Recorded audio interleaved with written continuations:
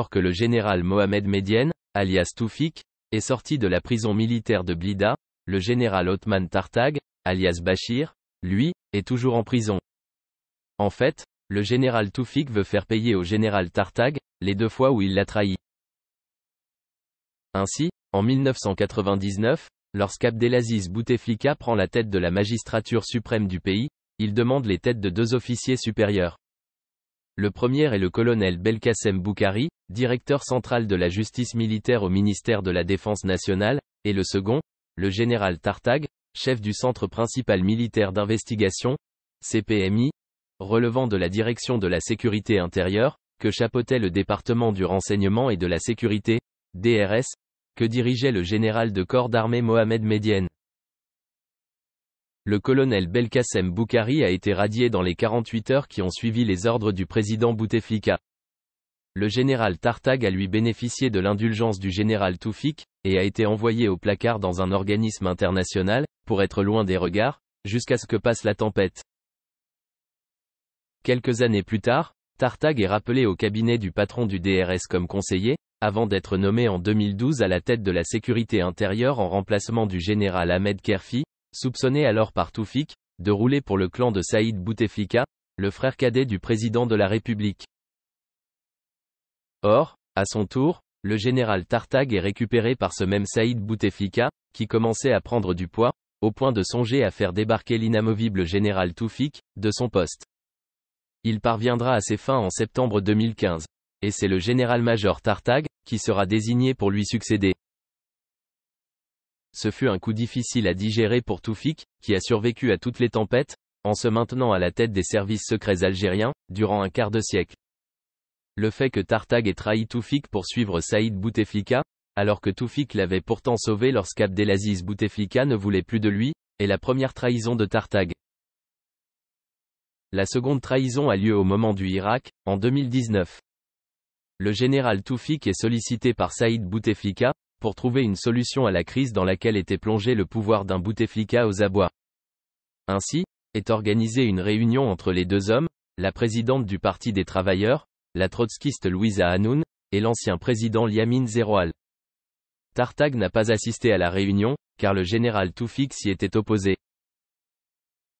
Lorsque le général Ahmed Gaïd Salah, alors vice-ministre de la Défense nationale et chef d'état-major de l'armée, a appris l'existence de cette réunion, il entra dans une colère noire et convoqua le général Tartag pour plus d'informations. Ce dernier lui offre alors sur un plateau d'argent, l'enregistrement de la réunion qu'il avait réalisée à l'insu des participants, qui se retrouveront quelques jours plus tard en état d'arrestation, pour atteinte à l'autorité de l'armée, et complot contre l'autorité de l'État.